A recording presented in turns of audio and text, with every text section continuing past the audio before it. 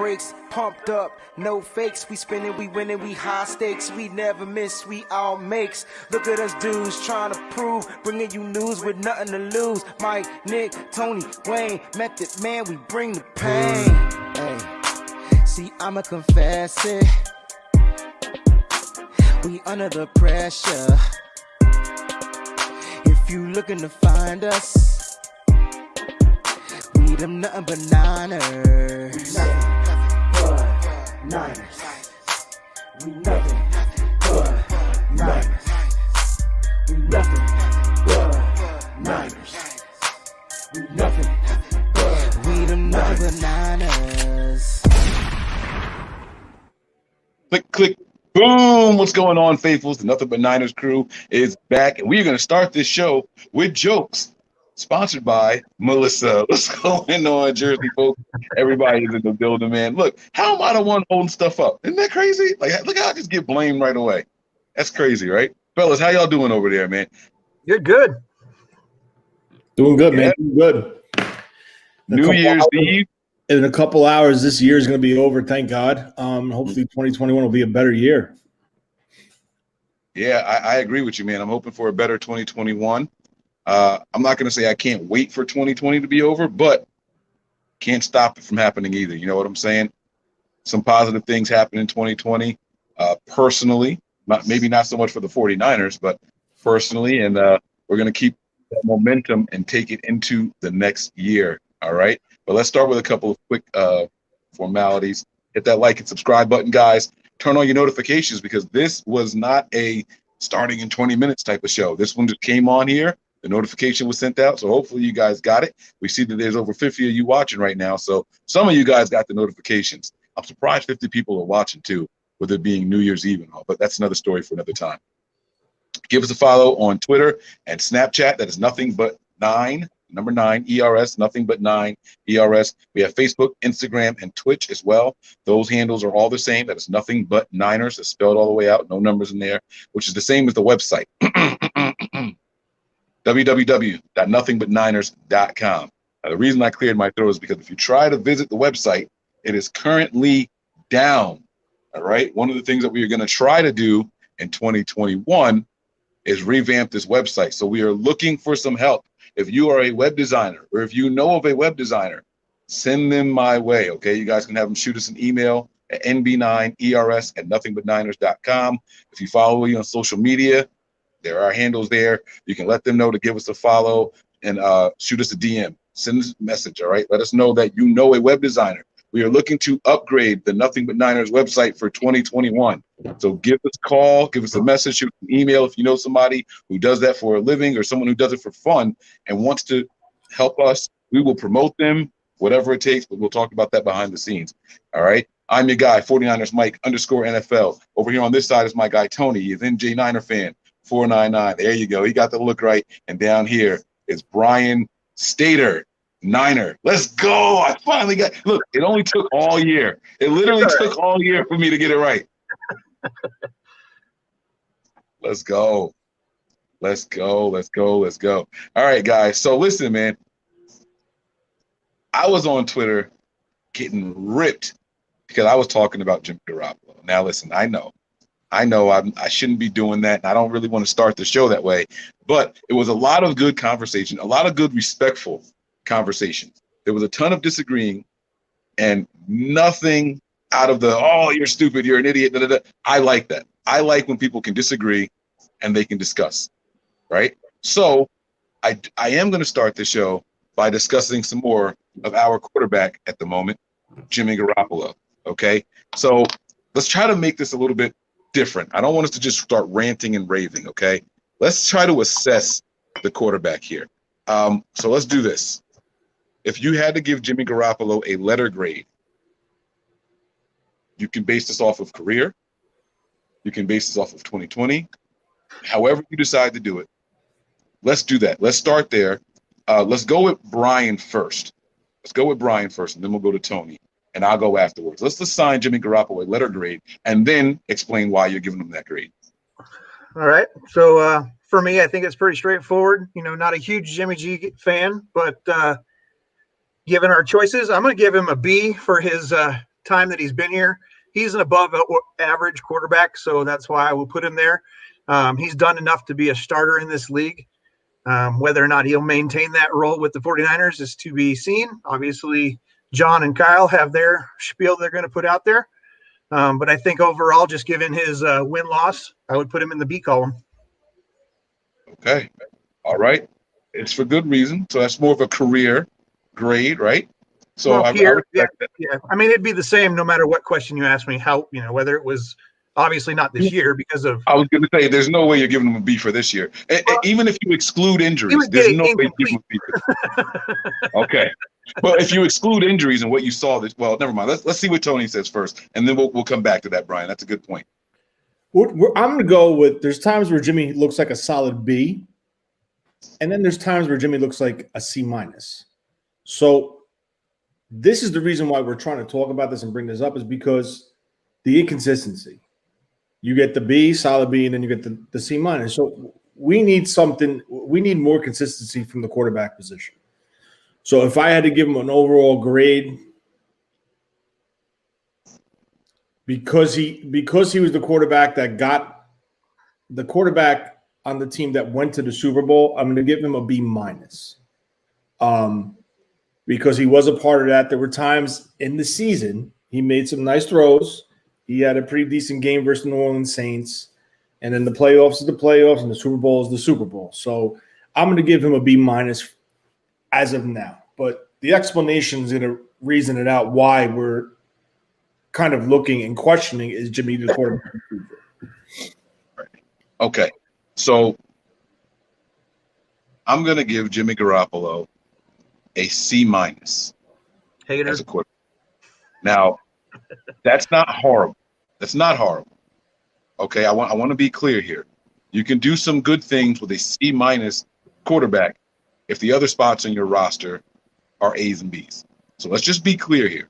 Okay, we are strictly talking about Jimmy Garoppolo. If I reflect on his career as a Niner, I have to be completely honest with you guys.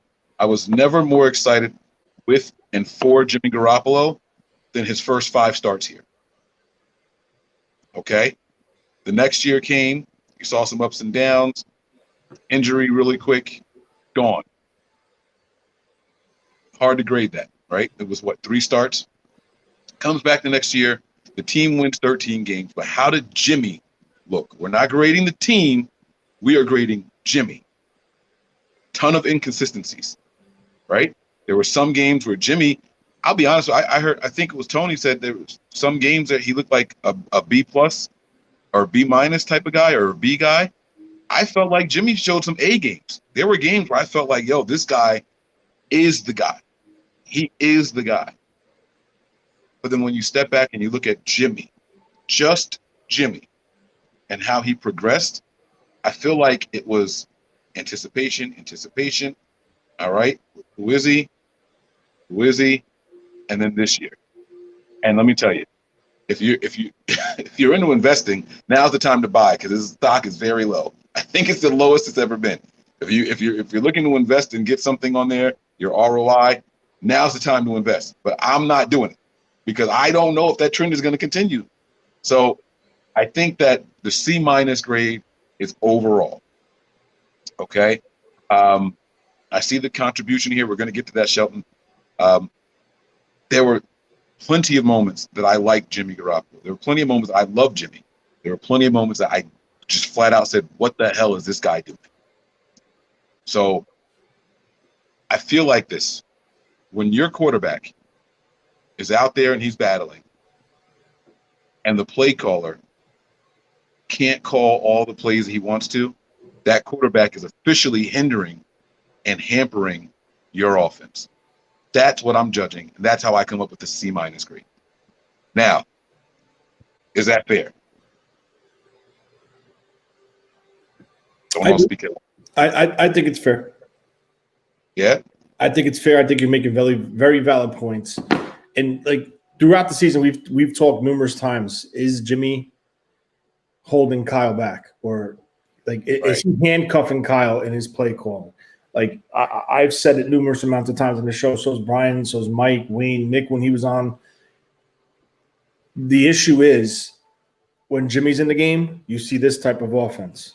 When Nick Mullens is in the game, you see this type of offense. When CJ's in the game, you see this type of offense. That right there is the issue. He has to alter his offense to each quarterback that he has. That's the problem. It's very frustrating. We've seen it numerous times this year with Nick Mullens. I've never seen Kyle or any offensive play caller or head coach do this. One game, a guy was wide open, missed it, and I just saw Kyle flip his play call sheet and just was like this. That's it. It's tough. It's tough because the head coach knows what he's doing. Kyle's a very intelligent play caller, great coach. He's putting these guys in positions to make plays with each of these quarterbacks, and it's very frustrating when they're not able to execute. It's frustrating as hell. So I understand what you're saying. I think your grade is very fair, but that's what's going on here, and it's very frustrating, man. And I feel bad for Kyle. I really do. Yeah. Well, Brian, I want to ask you about the comment that's on here from Omar. It's a very good one. We're going to get to Shelton's contribution here. But Jimmy is a C. Kyle makes him a B. This kind of goes off of what Tony was just saying. So now I want Brian to talk about this a little bit. What are your thoughts on this comment in particular? This comment in particular? I don't know. I guess it depends because I see Jimmy as a B quarterback just because of his winning percentage. You can put that on the team. You can put it on Jimmy. You can put it on Kyle, whatever you want. But if Jimmy doesn't get traded and he takes over Belichick's system, he's a B, possibly A quarterback. So I don't know that Shanahan elevates Jimmy. I can't say that with, and feel good about it. Wait, say it again. You don't think Kyle elevates? Yeah. Tony, hold on. Put the phone down. Pay attention here. Brian's in his bag. Hold on. Say that. You guys call me the pot stirrer. That guy's got the big spoon over there. All right. Say that again. Pause. All right. So what I said was that I think that if Jimmy doesn't get traded, I think Jimmy runs Belichick's system the way Belichick wants it run, and he is a B-A quarterback. I do not think that Shanahan makes Jimmy a better quarterback. If anything, I think his system may hinder Jimmy's abilities. It's all right, Mike. It's all right. Well, I know what you're saying, and I understand that to a point where if you look at the New England principles of their offense pre-Cam Newton, okay, it was quick, get the ball out of his hands. You had your slot receivers working in the middle of the field, your tight ends working the side, the outs, the hashes to the out, the hashes to the middle, in between the hashes. You had designs where Jimmy can quickly snap that ball out of his hand. Majority of the time, he was sitting in the shotgun. And majority of the time, it was an empty backfield. So you knew it was going to be a quick dump off and get the ball out. But my issue is it's kind of like Kyle did that with Jimmy, okay? Perfect example, the Los Angeles Ram game. If a ball traveled more than 5 yards in the air, it was considered a deep shot. Sure. Okay? I'm not going to disagree with you on that. So Kyle kind of put the implements of the New England offense in a different way, a little bit different, but the theory of getting the ball out quick to the playmakers and let them do their thing. What did we talk about in the offseason? Kyle added another playmaker in IU to get the ball out, let him run with it. We have Debo coming back, get the ball out, run with it. Kittle, drop the ball off, run with it. Right, but where are all those receivers getting their? Where are they getting their reception? What yard? How far out are those plays designed? Less than 10 yards. Right, and a lot of them, even in this year in particular, were 2 yards or behind the line of scrimmage. And don't forget, they were calling themselves the Yak Bros. The majority of those passing yards in that same damn, I can't say it again. The Los Angeles Ram game was literally shotgun, shuffle, shotgun, shuffle. Yeah. You're getting paid $27 million to hand the ball. You're a glorified handle. You got to take the training wheels off and let's go. You got to go. And that's why I think it's holding Kyle back. But then on the other hand, by Kyle adjusting, it's helping Jimmy. I think that Kyle and John have built this team a certain way that Kyle wants to see it. And the play calling is for that 5 to 10 yards, and he expects his receivers and tight ends and fullback and running backs to do the work and get the yards after the catch. But I think Jimmy has the ability to go ahead and throw that ball downfield a little bit. He's not got the 50-yard ball. He's not Aaron Rodgers or Russell Wilson. He's not throwing the ball to the end zone on some arc.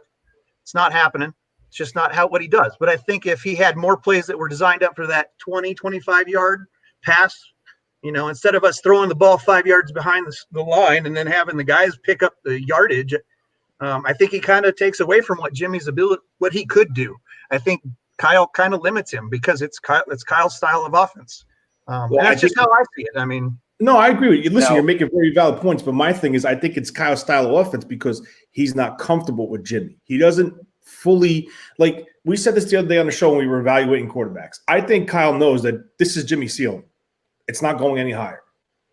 And I think we all agreed about it, if I'm correct. But like if you look at all of Kyle's offenses from the Texans, from Washington, Cleveland, Atlanta, his offense didn't look nothing like it does in San Francisco. So which leads me to believe that he adjusted it to the strength of his quarterback.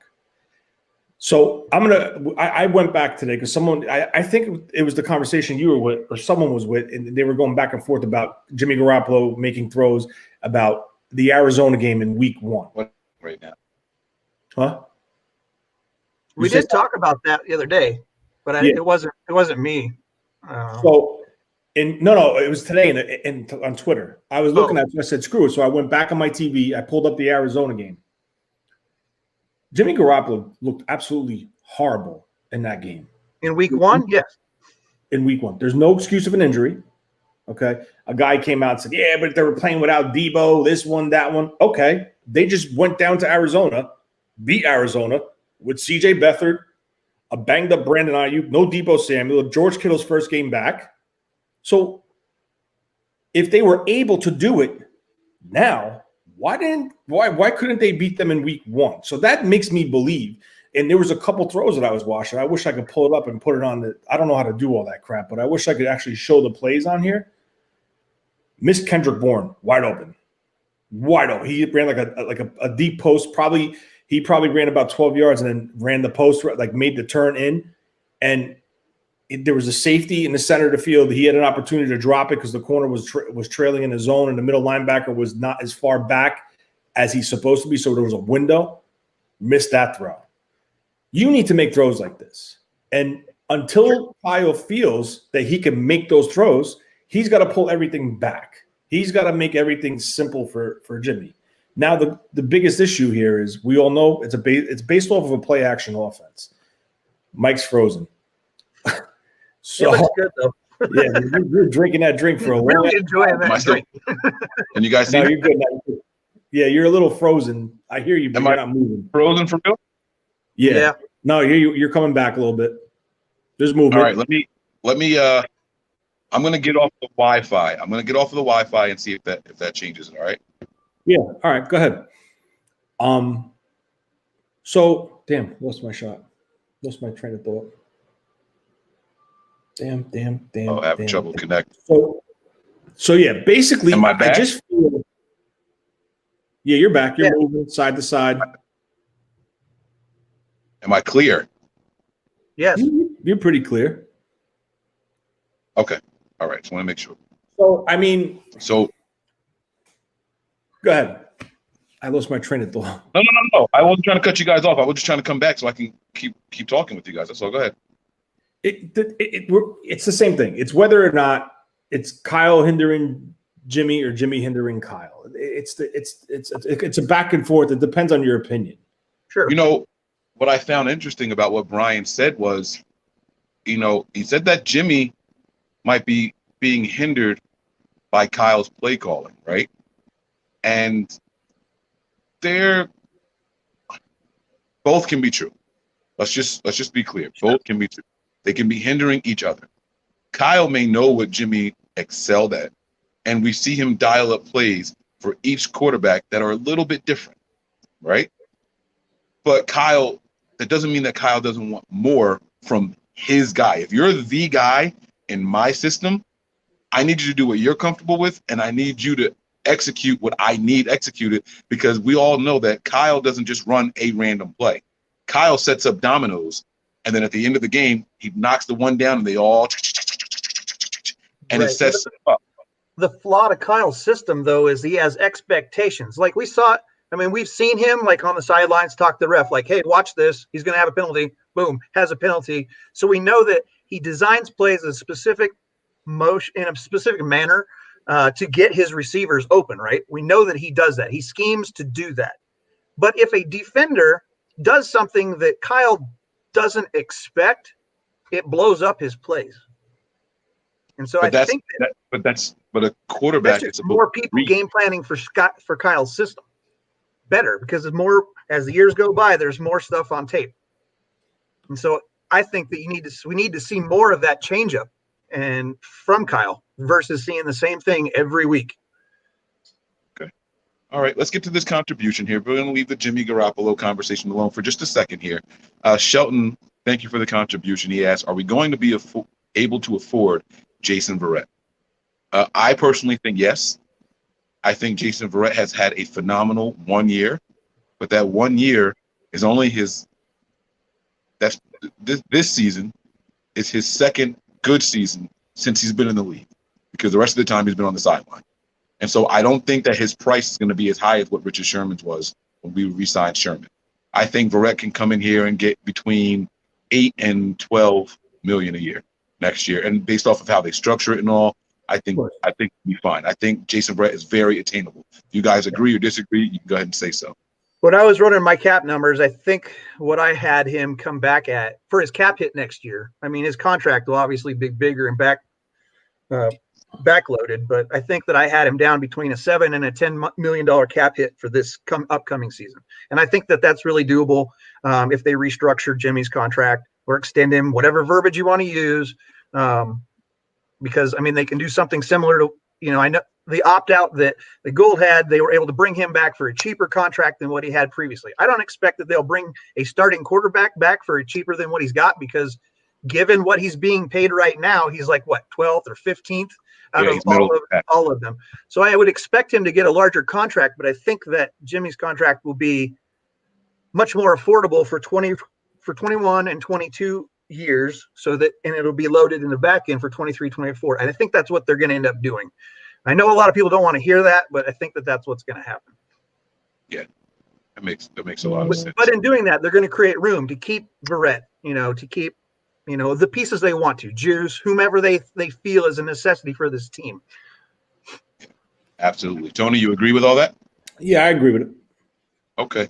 All right, we're going to get to another paid contribution, then I'm going to get back to trying. I'm going to try, guys. I try to watch the chat a little bit here, so I'm going to see how good I do on this show, okay? Callie, $4.99 contribution. We appreciate you, man. I hope you didn't think that we forgot it or didn't see it. If Kyle elevates Jimmy, why didn't he elevate number 4? I agree with Brian. Jimmy seemed to play better and more consistent when he first got here. Just want to say that I said that. I said the first 5 games were. No, I'm just kidding. I tell you what, I'll answer this last. Let's get it from Tony first here, and then we'll go to Brian. And if there's anything different, then I'll okay. So when Jimmy first got here, okay, he sat out, I believe, the first three weeks that he was a 49er to try to get acclimated with his playbook. Obviously, it's not going to be done in 3 weeks. So Kyle had to really simplify his offense and install Patriot principles in the passing game and formations and routes, which he did. And Jimmy came out, he looked good. Okay. Made nice throws versus Jacksonville. I think he played one hell of a game. The run game, the play action, there was play action passes. Jimmy was sitting in the shotgun, boop, boop, right, left. Trent Taylor looked great. We all thought, listen, we're on our way. This is the base. Now it's up from here. Well, year 2 of Jimmy tears his ACL, I think in week 3 or 4. 3. First Kansas City. Washes him out for the year. Detroit, Vikings, KC. So now you're talking, and there was rumors flying around saying during his rehab, towards the end of it, after he had his surgery, he had to get his basic rehab to get back up on his feet walking and stuff like that. He sat down with Mike Shanahan and went over film, broke down film day after day after day, verbiage of the playbook, reads, high, lows, like checkdowns, like, audibles, everything in this offense. So, like, the fan base is like, oh, this is great. He knows this playbook. There's no excuse now. Well, year 3, he didn't come out flying out of the gate. Now, we could say it was based on the receivers. Kendrick Bourne, Marquise Goodwin, Dante Pettis. It was a little bit of whatever, okay?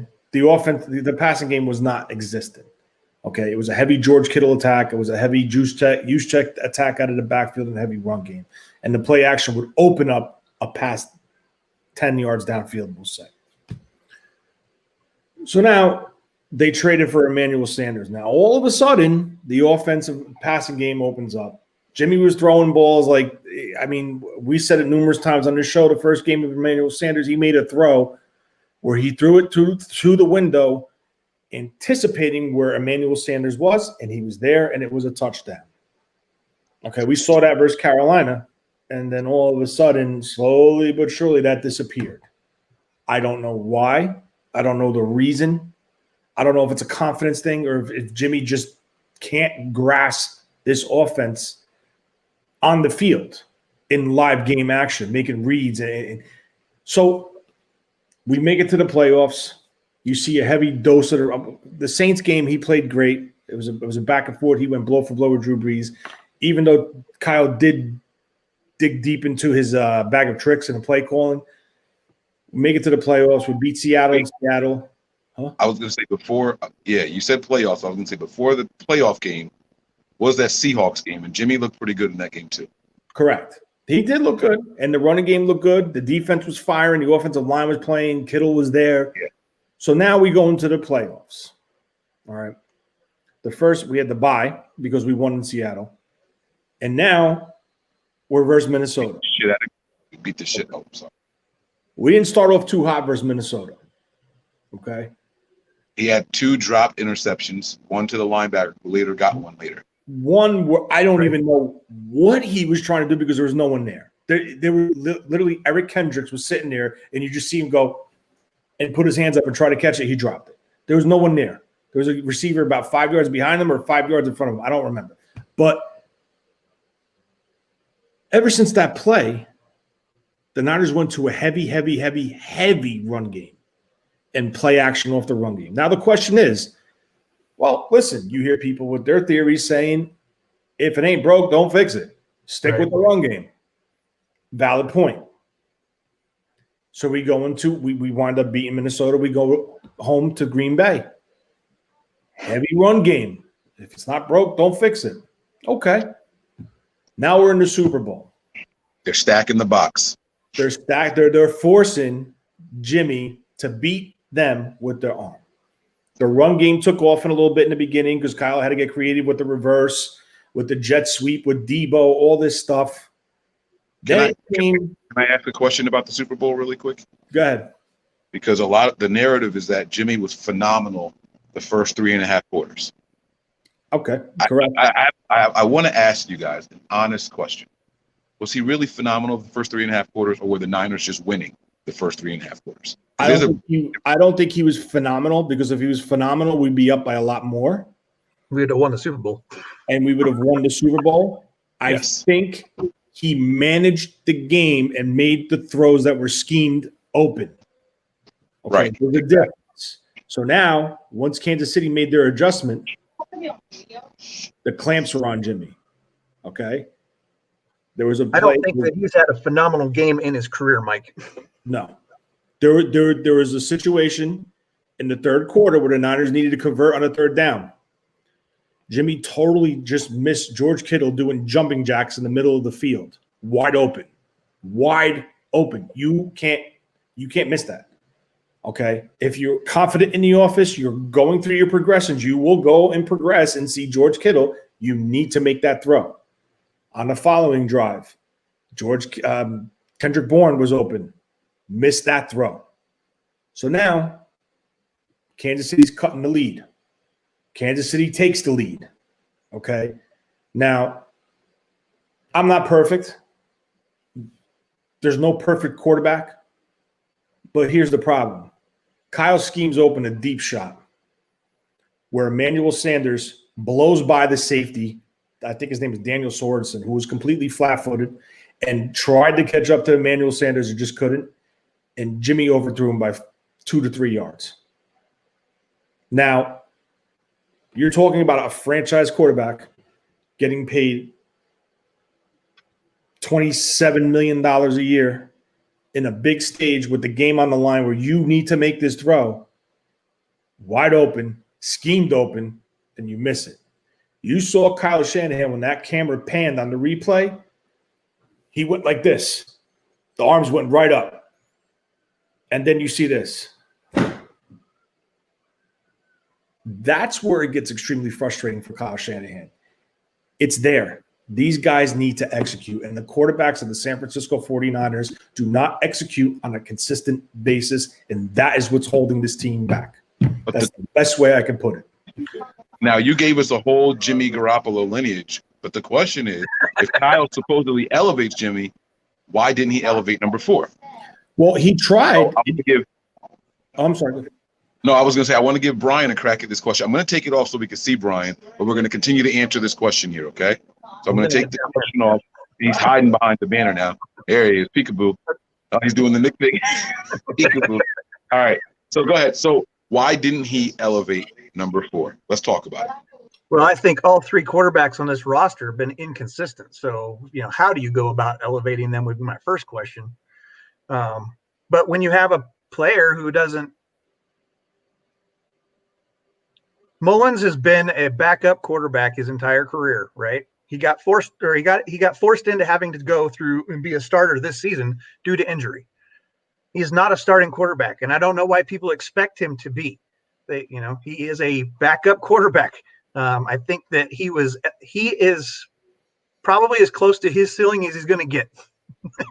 And so I don't think there's anywhere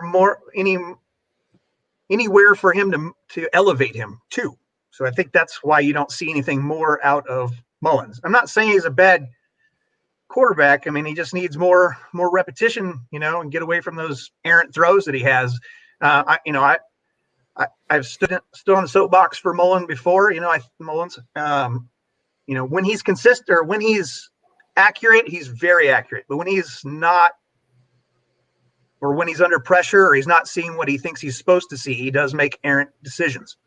And I think that's something that's only going to get better with repetition. But he's not a starting quarterback, so he's not going to get those reps. It's just not going to happen unless he gets stuck in a situation like this where he has to start, And I know it was a long break between when we saw Beathard last and now, and people are like, oh my God, why didn't we start him earlier? Well, there's a reason why we didn't start him earlier. He didn't win the job in camp. I mean, we don't get to see that. But if he was a better quarterback than Mullens, then he would have been in there. He would have been the backup, not the third string quarterback. They, when I say they, I mean the staff, the 49ers staff and coaching, and everybody involved with making those decisions on who's going to be the starter, they get to see how those different quarterbacks interact with their receiving groups, receiver groups at practice. And I just don't think that Beathard and Mullens have anything more to give. I think that Jimmy has room to improve. And I think he is a starting quarterback in this league. I think he's hindered in this system. I mean, I don't know what else I can really say. I feel like we've seen what you're going to get from Mullens. I think you've seen it, unless somebody wanted to turn him into a huge project. But I don't think that he warrants that. Just real quick. Come on. Nope, you got it, Tony. You got it. Just real quick about the Nick Mullens thing, because obviously I skipped over that. Here's the thing. Nick Mullens, all right. Nick Mullens was given opportunities to start when Jimmy went down. Philadelphia came out, played decent, and then crumbled, missed wide open throws. Most importantly, the use check that probably would have went for a touchdown. Then he threw a bad interception on fourth down on the fourth quarter when they were driving to tie the game. Okay, what we've said, and Mike actually, I'll give credit to Mike for this. Kyle scripts 15 to 20 plays. With Nick Mullens, the 15 and those 15, 20 plays, Nick Mullens looks phenomenal. Looks good. Sure. They don't score on all 15, 20 plays, obviously, but the offense looks good. The minute those 15, 20 plays expire and he needs to make a decision on the field, that's when you start hitting your problems. The ball holds on to it too long, fires it into triple coverage, trying to squeeze it through a tight window. That's the problem. When Kyle spoon feeds them and gets them ready and to get them in positions to complete throws, it's good. But the minute where he's forced to make a decision and come off a read or try to force one in there, thinking he could do it, that's when Nick Mullens falters. And if you look at the Philly game, I think we had the lead early in that game. I think we jumped out like 10-0 or 13-0 versus Philly. And you saw it versus the Dallas Cowboys. The Niners, Nick Mullens played a phenomenal game up until the fourth quarter where he just totally shit the bed. Interception. Granted, earlier in the game, he threw a couple interceptions that should have been passes that should have been interceptions, but they were dropped. But you can't count those. We can count what was completed and what was intercepted. So, and that's a perfect point, Daddy-O. He was an undrafted free agent for a reason. So it's not a knock against him. His skill set is limited. He has limitations on the skill set. But I will say this. The scary thing about Nick Mullens is if he has to come off the bench for some reason, he plays decent. He doesn't turn the ball. If there's something with it where he's got to prepare a whole week to be a starter rather than, oh, shit, Jimmy just tweaked his ankle. Nick, get in there. And he comes in and he performs. It's the weirdest friggin' thing in the world. But, Mike made a point last week on our last show, the difference between him and C.J. Beathard. C.J. Beathard makes a bad throw. Let's go. Next play. Let me go to the sideline, look at the tablet. Let's go. C.J. Beathard makes a good play. He get the fist pump, the hands go up, and that's it. Nick Mullens goes absolutely nuts. When he makes a bad throw, he slams his hands. He goes to the sideline. He's got that look on his face. It kind of makes me feel maybe the stage is too big for him. But it is what it is. I was a big Nick Mullens supporter when he was coming off the bench and playing solid. I mean, last year, look what he did in Oakland, the game versus the Raiders. He friggin' waxed them. 3 touchdowns, whatever. But clearly it falls under the same category as Jimmy Garoppolo and C.J. Beathard. I think Kyle knows their ceilings across the board. So their limitations. So I do agree. Someone posted in here, we do need a new quarterback coach. And it's funny because I'm not going to segue to it, but Mike, I'm sure Mike has to touch on this. In a future show or two, maybe after this week going into Black Monday, there's going to be a lot of talk because we have a very hot candidate on our staff to be a head coach. Who's he going to take? Who's going to be replacing the people he takes? Could it be Shane Ray gone?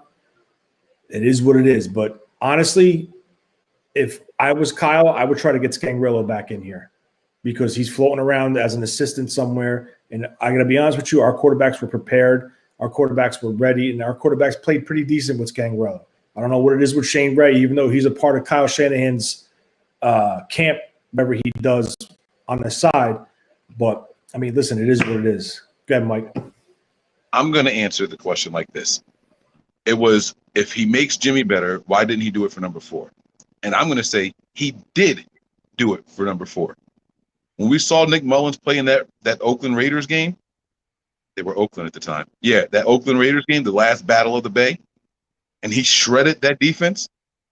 That wasn't because Nick Mullens was that good. Kyle made him better. All right? When we see the scripted plays, that's Kyle making the quarterback better. When the scripted plays stop, that's Kyle calling plays and saying, hey, all right, now go execute. When he struggles to execute, that means that Kyle can't do much else. It's scripted plays, 2-minute drills. That all is credited to Kyle Shanahan. Shanahan absolutely made Mullens better. The problem is that people were looking for some consistency. Backup quarterbacks aren't consistent. And that's why Nick Mullens is going to be a career backup, if that. Kyle did, in fact, in my opinion, make Mullens better.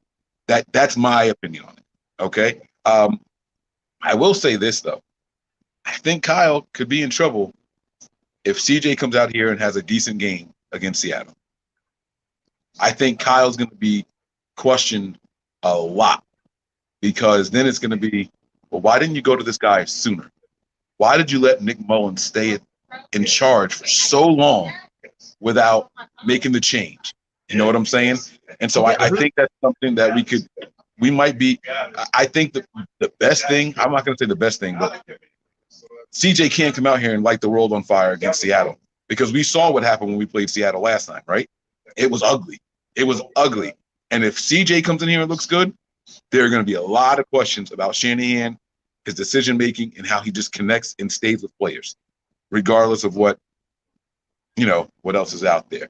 But yes, I think Shanahan absolutely made number 4 better. Absolutely. Sean with the contribution, thank you. He says, I will say it. He is a bad QB that blows it under pressure. Mullens set the record because of Kyle's play calling. No arm strength. Kyle milked all of his talent. And I 100% agree with this assessment right here. Well said, Sean. Well said. No, seriously, that's what it is. Kyle, he's doing all but holding their hand. He's doing all but making the throws for his quarterback. Everything is there. If you go back and watch the all 22, you see people open consistently on every play. Every play, there's at least one person either streaking down the hashes, coming across on the dig, out on the flat on the wheel route, wide open, an angle route out of the backfield, wide open. The problem is you could scheme everybody open on every play. If your quarterback cannot go through the progressions to see that open receiver and connect and make that throw to execute that design play, guess what? I don't give a shit if you have Bill Walsh saying on the sidelines. It's not going to happen. And that is why, in my opinion, I know, Brian, you feel different. In my opinion, these guys are holding Kyle back because Kyle is spoon-feeding them. And it's still not working. It's to the point where, and this is my last thought on the whole, are the quarterbacks making Kyle or Kyle making them, or are they holding each other back or vice versa? Correct. I'm gonna end it with this thought here. Kyle, I think Kyle did as much as he possibly could with these guys. And remember when we were discussing at one point in the season, is Kyle being too much control? Is he telling them to drop back and throw directly to this guy no matter what? Remember, that was like a topic for 2 or 3 weeks straight on the show. It was like, why is Kyle making these guys throw here no matter what? I think it got to the point where he was like, all right, I gave you the reins. I let you try it. You're not making the read, so I'm just going to tell you who to throw it to.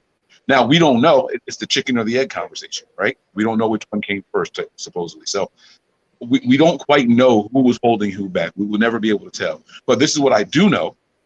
This is what I can tell. Of all 3 quarterbacks on this team, I don't think any of them are the long-term answer for Kyle Shanahan in this offense. Daddy-O comment, he says, I don't see CJ having a nice game. There's no Debo and Ayuk, right? And that furthers my point.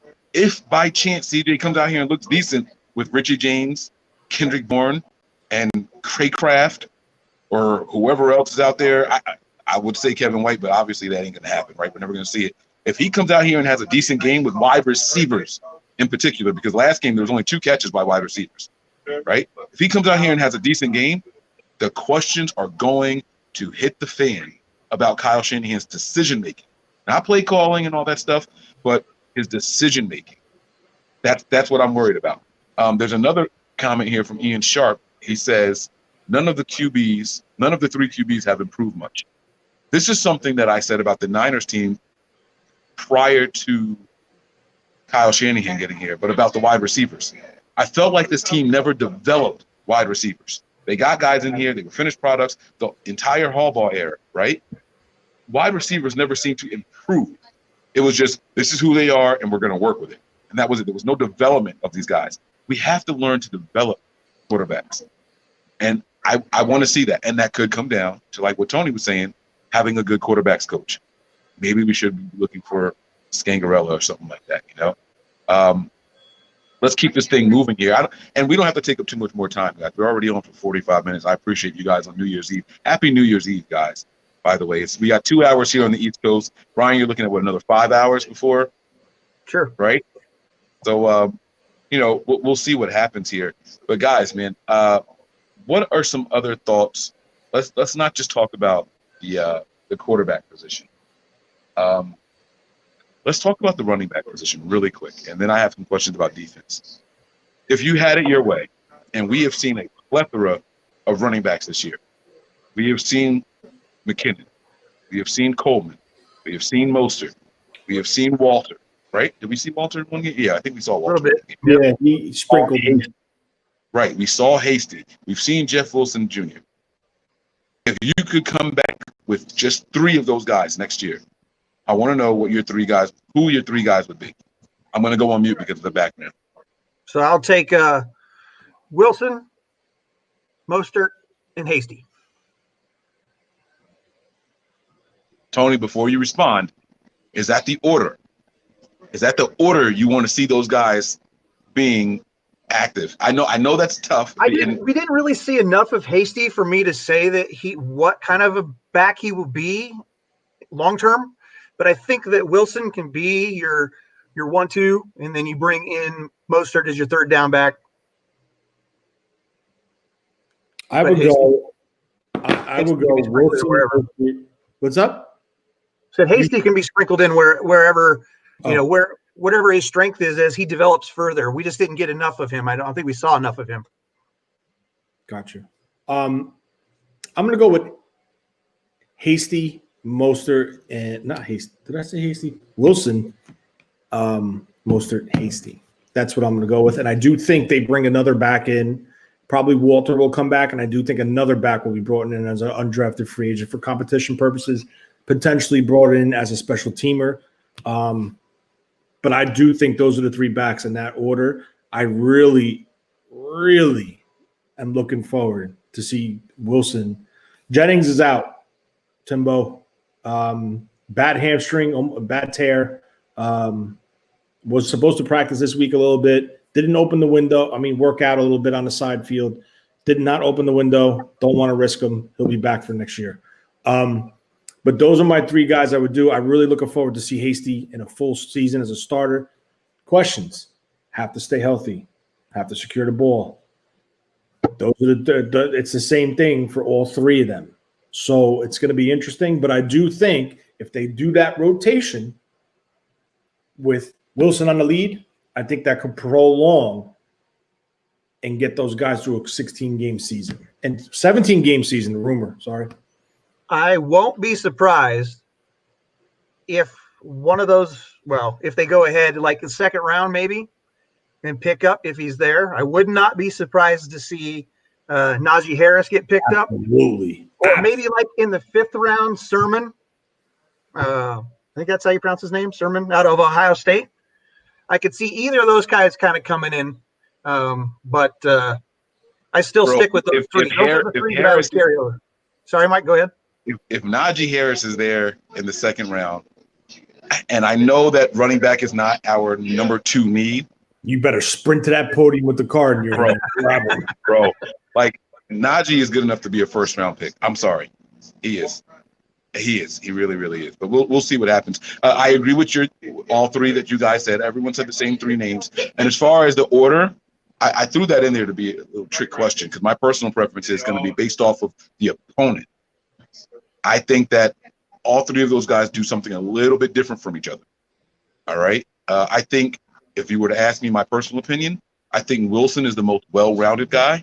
I think that you could use him in any kind of game situation. But I just think that certain ones do certain things a little bit better. So if a team struggles against the outside, and that's Mostert's thing, boom, I want Mostert to get the majority of the carries. If a team struggles up the middle, I would like to see Hasty or Wilson get more of those carries. But it's going to depend on, the situation. So that's my take on it here. I want to ask you guys about something I heard today. I listened to some of the interviews on KMBR with Kyle Shanahan and John Lynch.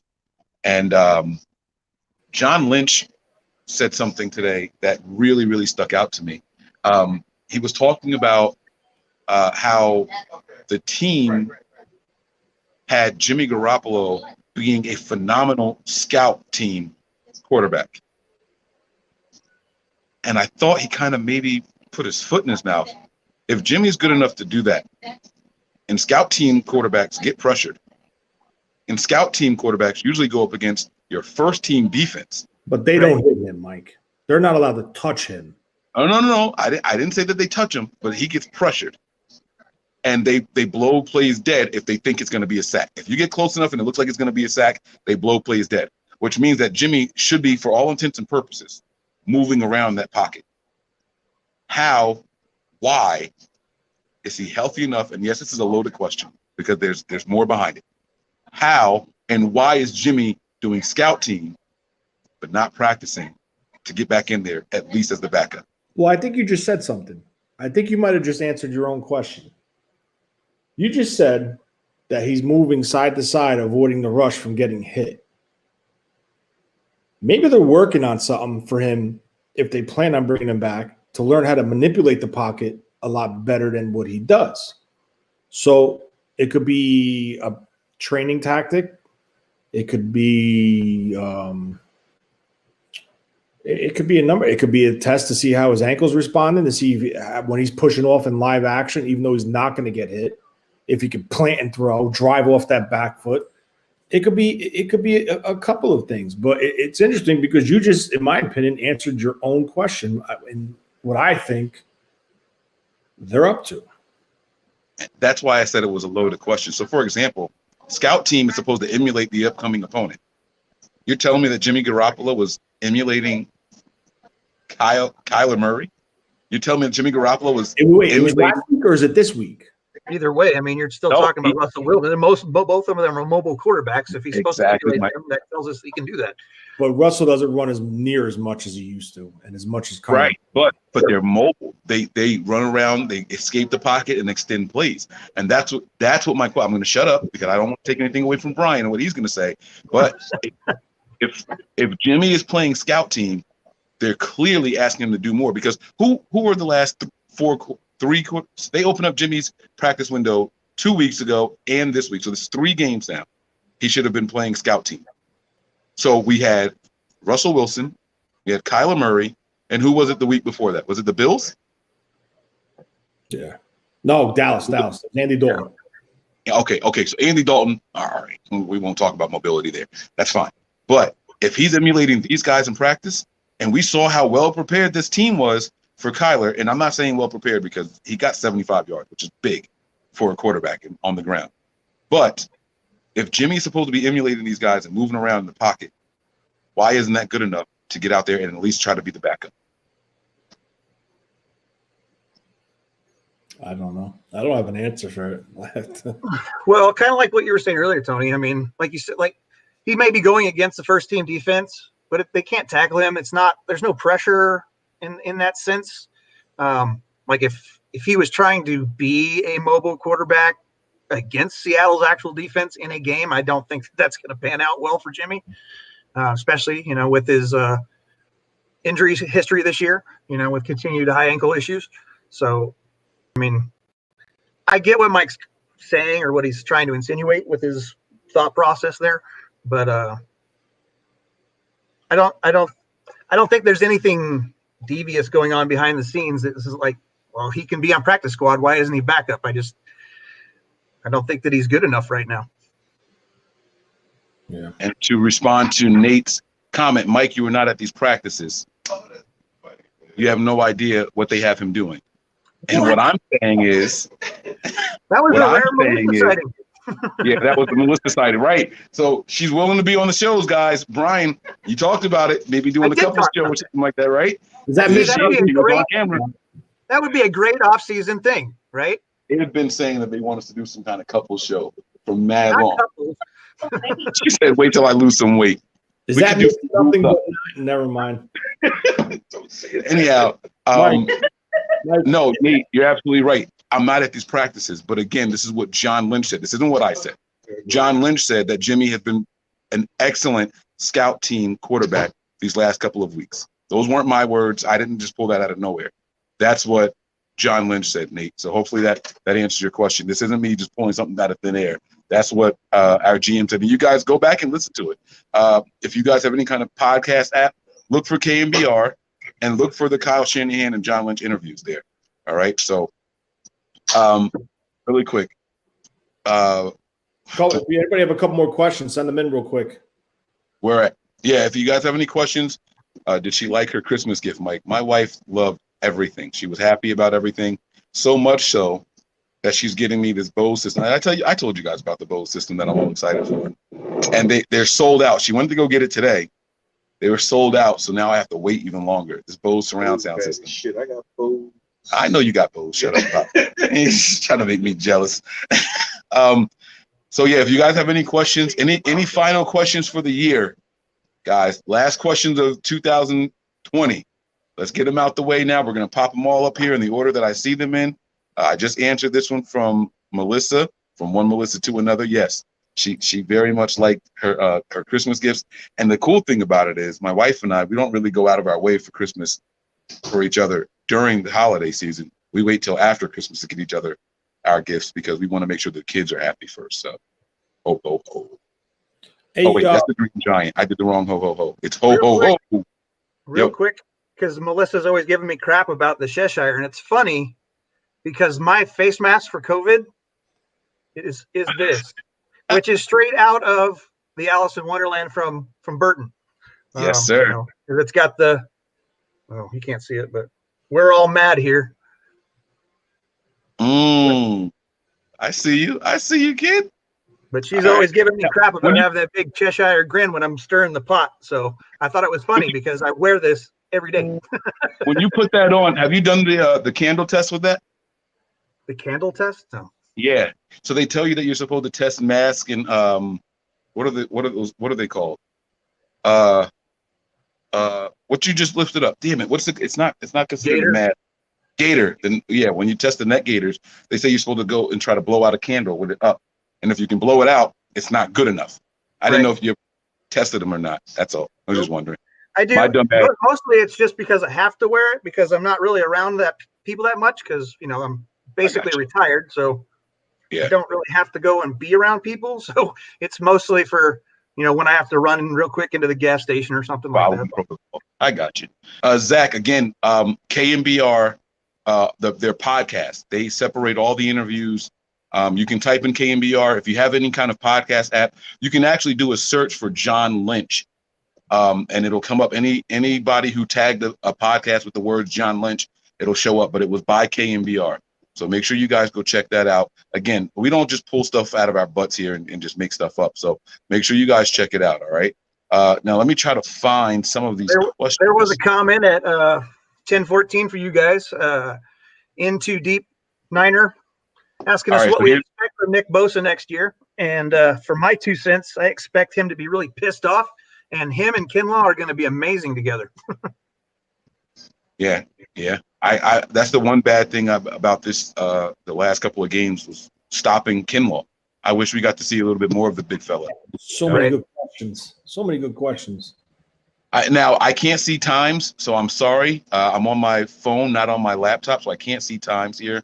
I'm back at Melissa's and I'm scrolling through. Let's answer this one here. Should we prioritize quarterback or O-line? I'm going to throw a caveat in here, or other. Nope. Or other. What should be the priority? I'm assuming he's talking about draft, not free agency, though.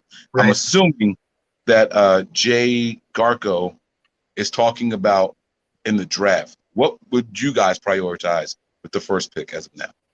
Well, I think I've been pretty open about my thought process. I'm either going to be going with Wyatt Davis at guard because I think that's where we fit, or I think one of the top tier cornerbacks, just with where we're at between that 10 to 15 range pick. I did a breakdown of this last week and who I think is going to win. And so I think we end up with the 11th or 12th pick. And I think that's fair for both of Farley. I think Surtain will be off the board too early. There's a couple other cornerbacks that are quickly coming up the boards if you're watching them. And so either that or I think a guard. I mean, if we could get Sewell, that would be awesome, but that's not going to happen. So I think that Davis is our best bet. Wyatt Davis out of Ohio State would be an awesome piece to add to this group that we have.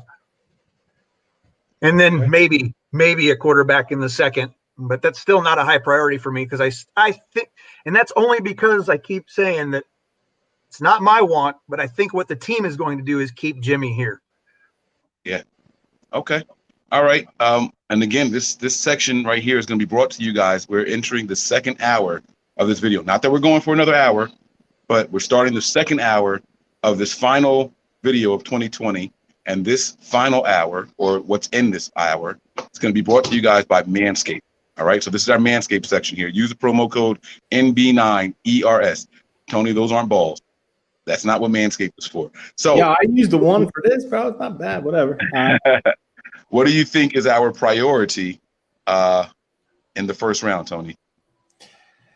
Okay, I think Kyle has his eyes set on one quarterback out of the top 4. Do I think they're going to pull the trigger to get up to 2 to get him? I don't think so, because I think it will cripple us going forward to restocking and retooling this roster. So if we stay pat at what I think we're 14 right now, if it stays the same 14, I think Patrick Surtain's an excellent pick at the corner spot. I don't know if he's going to be there because I've been reading he's been going up a little bit. I think edge rusher's not out of the question. Or potential. Listen, I like Jace Horn from South Carolina. Absolutely, kid. If there's a scenario they get an offer for that pick, they could potentially move down a couple slots, pick up something later on in the draft, and take a Chase Horn from South Carolina. But I think it's either if they don't pull the trigger on go and get that one quarterback that they want, that I think they want, I think they're going to stand pat, take the best available player on the board that fills the need, or potentially move back a couple slots like they did last year, pick up a couple extra picks in the latter part of the draft. Yeah. I haven't quite made up my mind yet on what we do in the first round, because I think we're going to be picking between 13 and 15. And so I'm not sure. It's going to depend on how the board falls. But the question is, what should we prioritize? And I think the biggest need is going to be interior offensive linemen right now, as of right now, because we don't have. Now, you guys got to remember that free agency happens before the draft. So all of these answers are subject to change. Right. Every single one of them. So you guys got to bear with us. We have a very good off-season program scheduled for you guys, where we are going to break this all down a lot deeper. I promise you. I'm not trying to dance around the subject, but at this very moment, we have the number 5 defense in the entire league. With all those injuries, we have the number 5 defense in the league still. That's saying something about Robert Saleh. We don't have a third-round pick. I think the Niners want to be busy in that third round, and the best way to do that would be trying to find a trade partner in the first round. So that's something that we'll see. At this moment, we don't have a third-round pick. All right? I know a lot of people are assuming we won because Robert Saleh may get hired somewhere, but there's other guys that are going to be priorities, I think, before Robert Saleh. It's cool to go out and get a good defense, but a good defense, or number 5, isn't anything if your offense can't score. We have the number 5 defense, and we're going to, at best, finish with 7 wins. At best, we're going to finish with 7 wins this season, right? So I think that offensive coaches are going to have a step up against Robert Saleh, and Bieniemy from Kansas City might be the top guy that teams are looking at, not Robert Saleh. Just my personal opinion. Into deep 49er tone says, what do you guys expect from Nick Bosa next year? That was the one I was bringing up earlier. Yeah, I was trying to find it, man. I told you I was going to go back. I personally think it's going to depend on who's playing on the opposite edge of him. If they allow Nick Bosa to be doubled all year long, he'll have an average season, which is still going to be good, 9 to 11 sacks, a ton of quarterback hits and hurries, but I don't think he's going to get what he could potentially get if we had a solid edge guy, if D Ford was healthy, or if we go out and maybe get someone else to play on the opposite side of him. So it's going to depend on what's out there. It's kind of hard to, look that far ahead. What are your guys' thoughts on Nick Bosa? I know Brian was talking about this one earlier. I think, listen, I've seen a couple clips of him working out already. This guy's an animal. I think his ceiling is a little bit higher than his brother's. I really do, because I think he's a better tactician with his hands and explosiveness off the step. I know Joey's bigger, but Nick is just a freak athlete. And if he can get by this ACL, which I don't know who performed the surgery. I don't know if it was Dr. James Andrews, but today ACLs, it was a clean tear from what I heard when we tore it with the Jets at the MetLife Stadium. It was a clean tear. There was no other structural damage. It was just a clean ACL tear. Which is a good thing. Yes, that's what you want. He's going to come back and he's going to be ready to roll. He's got to get past that little hump of having the fear and having confidence, building the confidence up back in the knee and exploding off the line. I think he's going to be fine. I'm really looking forward to see him next to Kinlaw against Givens. What's his name? Givens, the defensive tackle. I forgot his damn name. Is it Givens? It was Givens? Jones. Jones is going to be gone. Yeah. Givens, I want to see him versus Darian Daniels. Like, there's a lot of depth on this defensive line. You're adding that piece back. Fred Warner even said it himself. I cannot wait till Nick Bosa comes back next year. So Kevin Givens will not be playing in his final game. Yeah, he had a emergency. It sounds like there was a death in the family because I believe it was Mayoko tweeting out condolences and prayers for his family. The team will never release exactly what was going on, but Kevin Givens will be in our thoughts and prayers from us here at Nothing But Niners, and whatever it is that he's going through, so we won't see him in this final game here. Yeah. Right. Just real quick with World Logan 1. Hey guys, if Saleh leave, do you think Chris K is leaving too? I don't think so.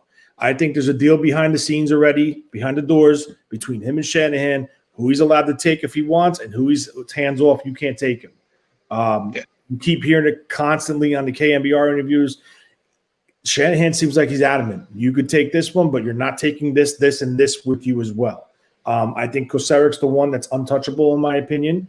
I could potentially see Saleh try to take D'Amico Ryans with him to be his defensive coordinator to work under Saleh with his defense. That's one I could see. I definitely think one of the offensive guys are going LaFleur, McDaniels. I think LaFleur might have the edge because he has ties to him off the field, off football, besides football. McDaniels is the brain trust of the run game, allegedly. He's a very smart guy, Harvard graduate, and a couple other guys you could see on the move. So it's going to be interesting. We're talking about this right now. Black Monday's coming up. So guess what? Moves are going to start being made. We're going to start addressing, I'm not going to go into full detail. I don't want to tip the cap, but we got a plan. We're going to break down who do we think's coming, who do we think's going to replace the people that are going. It's going to be broken down for you guys here at Nothing But Niners. It's going to be interesting. We're going to try to keep you up to par as best as we could. Absolutely. Day 10, Q will question. Niners trade down to get extra second or third round picks. Remember, lost pick in the Trent Williams deal. We kind of discussed that just a couple seconds ago. Yeah. Going through these, I want to make sure I put them all up. I don't want anyone to think that we're ignoring you. We are answering these questions as they pop up here. So, it's possible, but it's going to depend heavily on free agency. Heavily it's kind on of free like a agency. fire thing right now. One of the good, not with this question, but one of the good things about something that we've beat Kyle up about is that if Saleh gets selected to go somewhere else and he takes that job and he wants to take someone with him, we still have a DC to fill. So if we get the feeling that he's like, well, I'm going to take Kosaric because he can't block anybody that's going to a coordinator position. Kyle cannot block that. But he can hire him as the defensive coordinator for the 49ers as soon as he finds out that's what he wants to do. And on the offensive side, too, there's nothing to say that he couldn't say, LaFleur, you're going to be the OC. And I'm sure he'd rather stay and be the OC. And I'm sure his family would rather stay than move to wherever Saleh ends up, Just my 2 cents. But I think that we kind of have Kyle has the upper hand right there because, while he can't block things, he can offer the same individuals, the same sorts of positions. Yeah, absolutely. Big Des has a great question here. What quarterbacks do you like in this draft? Anyone familiar with Desmond Ridder? Yes, we are familiar with Desmond Ridder. He is shooting up people's boards quickly, and we are going to do a full breakdown. I am still high on Trask if we get him at the right spot. I'm not trading up to get him, and based off of what we saw just the other night, looks like he's going to be available in the second round, right? People are saying, "Oh no Trask. He floats too many balls and all that." But people have to remember that he's only a second-year quarterback. Only 2 years, this year and last year. That's it. That is it. And so, but we have to get the right quarterbacks coach. If we don't get a good quarterbacks coach, I wouldn't touch Trask because he needs to work on footwork. He needs to learn to deliver from his hips. He needs to learn to transfer the throw from his lower body to the upper body so he can put some zip on it. I like Trask, and I won't tell you guys the name of the other person, but there is another guy that would be a little bit of a project. I'll tell you about him, and you guys can go do some research and find out who he is. He played at Wake Forest last year, not this past year, not this current year. Played at Wake Forest last year and the year before. Supposed to enter the draft. He decided to go. Should I tell him where he went so they can look him up? He went to Georgia, but he opted out due to COVID. Okay, so he never played for Georgia this year. That's it. Leave it. That's it. Just leave him there. Listen, all I'm going to say is I like that kid a lot. I like that kid a lot, and I was very excited to see what he could do in a more pro-style offense than what they were running at Wake Forest. But he didn't do it. So you guys, we're giving you some homework now, okay? Let me see. I got one here from Nate. I got one here from Nate Shad. Does Sherman, Richburg, Ford being off the cap next year, does that change your view on Jimmy? Okay, first of all, Sherman's a free agent, so he's not tied to this team in 2021 at all. We have Richburg and Ford, who, in my opinion, I think the team will move on from Ford and eat probably $10, $12 million and free up another 14. So I think D Ford's probably going to retire, or the 49ers are going to move on for him. We need reliability coming from that other edge, and the price that we're paying him, he's way too unreliable. It's not a personal thing, but remember, the NFL is a business. Richburg, I heard another thing with him with that knee injury that he had suffered, and he's having setbacks with it. He's another candidate potentially to retire. If he don't retire, he could be moved on from. So with that being said, there's another question here from Shane Etzlick. I'm not too sure if he's referring to offensive line or defensive line, but his question is, what free agent lineman do you pursue? Okay, if you're talking about offensive linemen, I'm going to see what's on the screen. Yeah, same question basically. Well, yep. not. Oh, shit. Yep. You see what's on the screen. Melissa beat me to it. Yes. Might as well just give her a spot on the show, Mike. in my opinion, I think Alex Mack, I'm not going to say is a lock, but he has a very high chance of coming to San Francisco if this team moves on from Weston Richburg. I know they like Brunskill at center, but Brunskill is not Alex Mack. Let's be honest with each other. Okay. Alex Mack is a Pro Bowl center who played in Kyle's offense. Okay. He knows the system. He knows the line calls. He knows the protections. Okay. More helpful. Yeah. That's what I was going to say. More he's very good at identifying it. What this team leads and severely lacking is experience at that center spot. A veteran who's been there for multiple years and knows how to run an offensive line. Now, here's the kicker. Can identify defenses. Oh, correct. Yeah. He's a free agent. The question is, he's 34, I believe. Does he want to come back and play a year? And is there a drop-off? That's what we need to try to get to the bottom. But I really like Alex Mack. I think if Kyle could get Alex Mack here, I don't give a shit who your guards are. I don't. Because you know what? Just installing him in that center of that offense, you have a veteran leader. And that's something I think this offensive line is missing with Joe Staley retiring. And another part of that is, and somebody else had said his name earlier, but I was going to take a different angle at it, is that Humphrey said today that he was declaring for the draft. Right. So it wouldn't surprise me to bring in Mack and draft Humphrey, and he's got somebody to learn from. You know what I'm saying? Yeah. Absolutely. And, with and he can play guard in the meantime or whatever. But I don't think 34 is old for an offensive lineman if they feel good. Usually, in my opinion, the 34 to 36 ages are when they're the strongest. They got that old man strength. Yep. I mean, they can throw around these young defensive linemen a little bit more. They can handle them better. So I kind of like the 34 age for Mack. So Sean gives like he's on an island playing tackle, so it's not like he needs his athleticism. He's inside. Right. Sean gives us the any New Year's Manscaped rum reliever. I have a phenomenal commercial planned for Manscaped at the end of the segment.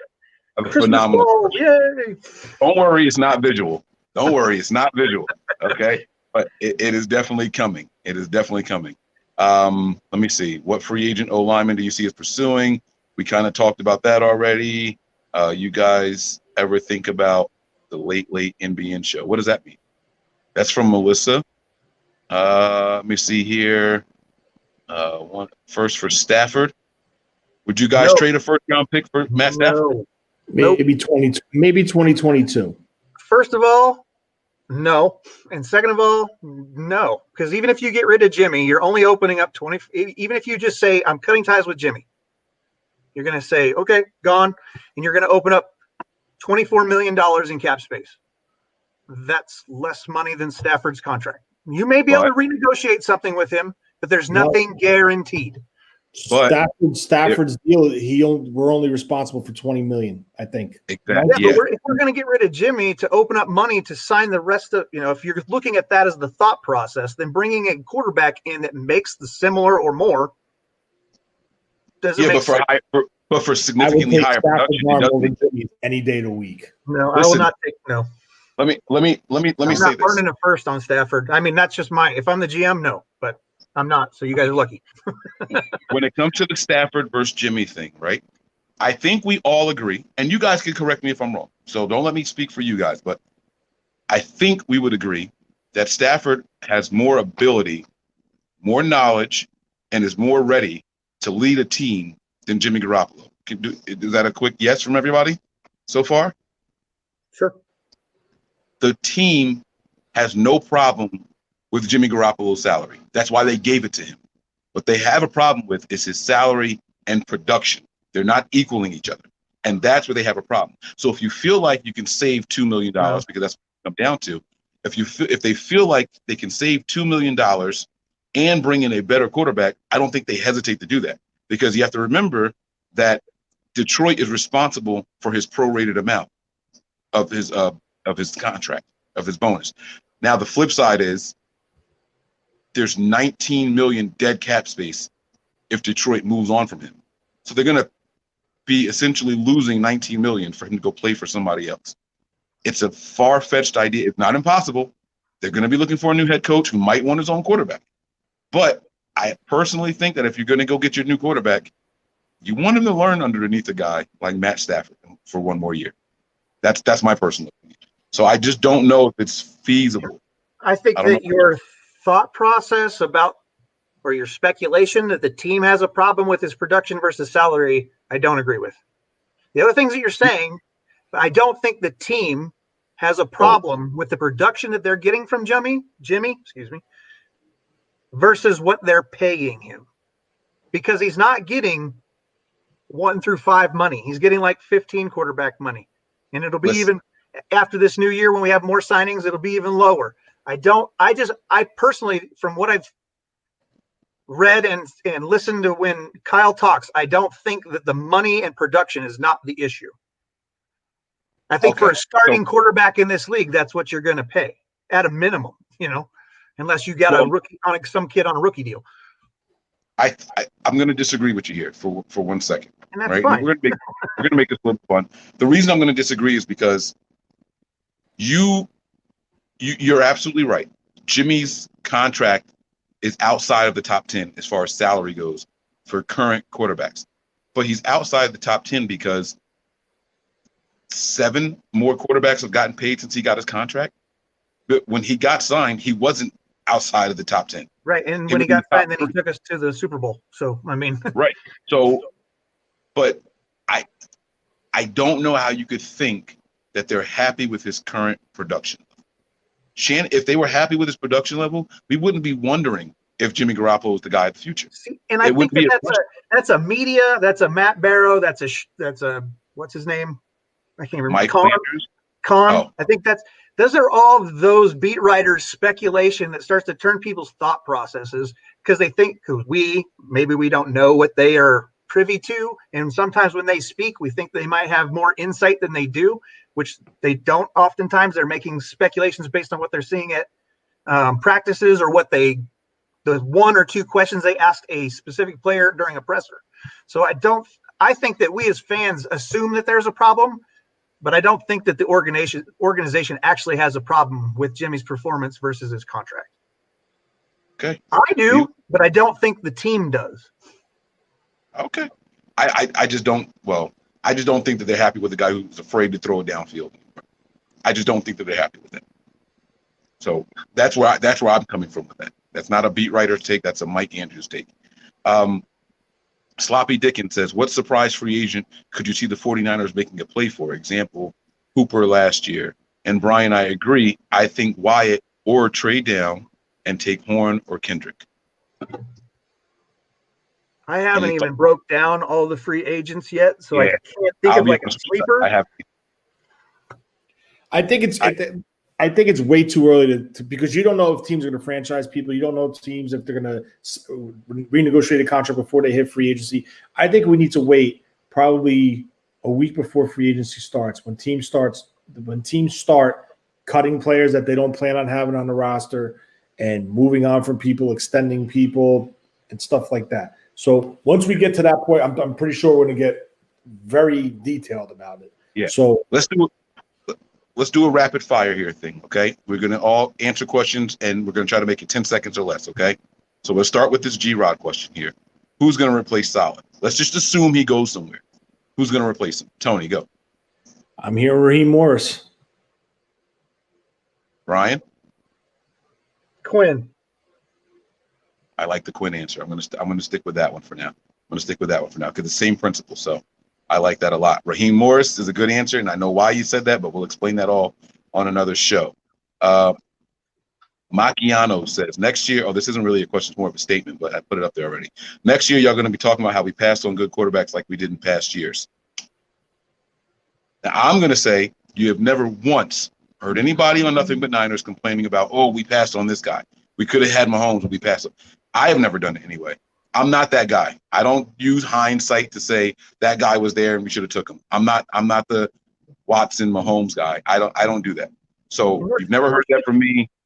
I don't know if you guys have ever done that on the show. I can't recall you guys doing that. The draft's a gamble. I mean, we've seen it every year. We see top 10 picks who make it, and then we see top 10s who are busts. It happens. I mean, Deion Jordan, perfect example. Taken at number 3 out of Oregon. Bust. Yeah. He's done well as a backup, or someone who is that we picked up, to come in and fill the role for some guys that we lost. But I think that the draft itself is a gamble. So, I mean, looking back and saying, well, we should have got that guy. Well, if we'd have known that Patrick Mahomes was going to be the person he's going to be, I think that they would have picked him up. But, you can't think that way because it's hindsight's 2020. Yeah. Tony, you have a thought on that before we move on to the next one? No, I'm good. All right. Kellen Mond might be a hidden gem from A&M. He's a dual threat, projected to be 3rd or 5th round pick. Your thoughts on that? Oosh. I have not watched an A&M game all season, so I couldn't tell you. All right, Kellen Mond is a pretty decent quarterback. He is a dual threat quarterback. Just one quick thing. His last game, I forgot who the hell it was against. He was trying to put the game away. They were up by, I think, a touchdown, driving down the field. He made a very, very questionable throw in a big part of the game. And it was one of those throws where you just really sat back and scratched your head. So I want to see a little bit more on him. Unfortunately, I just realized they're not allowed to be in a bowl game because of a suspension that they've been suspended from bowl games for X amount of years. So I don't think we're going to be able to see him anymore because he obviously is entering the NFL draft. But I will try to go back and watch some tape on him. But that's pretty much all I really know about Kellen Mond. Sloppy Dickens again said, could you see with one of our offensive coaches leaving, possibly, that Kyle might give the offensive coordinator position to protect us? We talked about that That's earlier. what I was saying earlier. So, yeah, I could see that happen. I don't think it's likely, but it's a possibility. Yeah, we did answer this one. We answered this one. Man, this guy is consistent. He makes sure we see those questions. I haven't skipped anybody, I promise. I'm trying to keep them all on here. Let me see here. Is there any other questions here? What free agent man, you guys are making sure we see your questions. I promise you. I'm not looking here. Let's go. We already spoke. I said this one. I read that one earlier, Mike. Yeah, no, it jumped me down to the bottom. You guys got to remember I'm on my phone, not on the laptop, so I can't see all of them. Okay, here we go. Here's one. Do you guys think we will ever see a healthy Jalen Hurd? I think we see a healthy. I think we do next year. Hopefully. Okay. Really hoping. Right. I hope so too. Do I think we see him? I'm going to say yes. I think we see him next year. I think he takes over where Bourne left off. This is a good one here. Do you guys think tight end Jordan Reed will return? Yeah, a fair market deal. Okay, I agree with that. I say yes. What do you think, Brian? Yeah, I agree. If there's a way to get it done, I think he comes back. Why do you think Jimmy's afraid to throw downfield? Oh, Mike, that's specifically to me. Because he won't do it. It's not that the plays aren't there. They've been out there. He's gunshot. He double clutches and he checks it down. That's the only reason because I've seen him hesitate with it. Bro, right? Melissa just put it's Hodge's birthday today. Yeah, it is. Happy birthday shout out for Hodge, please. Yeah, we should do shots with Hodge. Well, I sent Hodge a DM to see if he could pop in because I was going to sing happy birthday to him. Nice. But I think I saw Hodge tweet about 6 hours ago that he was drinking margaritas, so he might be passed out already. So he might not join. He hasn't responded to the DM. I did send him the link. But happy birthday, Hodge, in case he doesn't make it. We love you. You know, Hodge's family out here. Hodge is one of the best faithful. Birthday, Hodge. Can I take this one? Yeah, let's do it. How much are y'all paying Kerry Hyder Jr.? Okay. I spoke about earlier how the team is going to move on from D Ford, in my opinion, whether it's a cut or retirement. I think D Ford, I think partial of D Ford's money will bring back Hyder, and I think they will draft a speed guy Absolutely. to take the role of D Ford in third and long situations or passing situations. What the hell is this? Never mind. Yeah, so I think Hyder's the one guy's going to come back. Okay. Yeah, I definitely think he earned a spot on this team if he wants it. I think is what it boils down and to. especially if Kocurek stays. Oh, definitely. Right. Can you see Hurd replacing Juice at fullback next year in an effort to keep him healthy? And I think fullback is a little bit more physical than tight end because you're running and making contact as opposed to being on the line and making contact at tight end, because that was another spot they thought they would use him. But I think wide receiver is his best bet at staying healthy. It's a little bit less contact there. So I don't see that happening. Will K1 be brought back? This is a good question here. I don't see it personally. Is it age or is it money or is it both? Both. It's both. I think we saw Taylor play 90% as good as K1, and he's younger. Oh, I don't think he played as good. I think he played as a cover. That's it. About 90%. 90% is pretty high because I think he played cover very well, but run support, there's no other nickel corner in the league doing it like Shark. Go ahead, Tony. I saw you. Well, I thought they should have went and got Logan Ryan to begin with, but they didn't. So before I'm going to answer this, but I want you to pull up a comment. While I'm answering, it's 10:45. Oh, you can't see the thing. Ed Marin. It's about Aziz Olojar from Georgia. What's the name? Who wrote Marin. the comment? Ed Marin. Ed Marin. All right, I'll look for it. Okay. It's like 6 comments from the bottom. It's the same. It's the same guy that posted the Kwan, but he put Aziz Olojar. I don't know if I'm saying it right, but I don't think Kwan's going to be back. And we're talking about Saleh leaving. I could see potentially this is one of the guys that follows Saleh to wherever he goes to help. It's a similar situation with Kyle did when he first came to San Francisco. Pierre Garcon, Logan Paulson, Malcolm Smith, all guys that knew the system, Brian Hoyer. So all these people that know his system potentially, especially goes to like a Jacksonville where they have a shit ton of money with no state tax. These are some of those guys that could follow Saleh. I think Sherman is one guy that's probably going to follow Saleh. I think it could be Quan. I would love to have Williams back. I really would, because I'm a big Shark fan. But I just think we have our priorities, and pending what we decide to do with Jimmy Garoppolo, D Ford, and Richburg, and where the cap actually stays at, whether it's 175, 195, or 198, wherever it is, because there is rumors saying that it could potentially stay where it's at in 2021, which would help the 49ers out immensely. Right. But we don't know it, so we can't really get into it. Who will be the 49ers starting strong safety? This is from James Nicholas. Look at Dion, huh? Woof. Interesting comment today. Travarius Moore posted something, said something in an interview. Yeah, he was doing a presser today. Would like to add anywhere between 5 to 8 pounds to his frame. You're adding 5 to 8 pounds to him. He's competing for the strong safety spot. He said he wanted to add 5 to 8 pounds of pure, real muscle so that he could take the beating and the endurance that would be necessary to make it through a season in that position, especially as free. I was like, okay, sounds good. I think I never found that comment you were talking about. Right, I'll read it to you. It's at 10:45. I know you can't see the time. It's from Ed Marin, the same guy who posted about K'Wan Williams. Aziz Olarji from Georgia, speed and best hands in edge class. Check him out. There it is. I agree with you 150% that this guy is the best true speed edge rusher coming out in the draft. 100%. And if the 49ers stay at 15, this guy could be the pick. Yep. Okay. This guy's very talented. And the scary thing is he's still a little raw. Now you get a good defensive coach to get in this guy's ass and work with him. This guy could be something special. Behind him, I like Shaka Toney from Penn State, another edge, pure speed guy. But this guy, in my opinion, he could be a very solid prospect coming out. And it's going to be interesting because that's a guy who could become a workout warrior and put himself in a top 10 pick.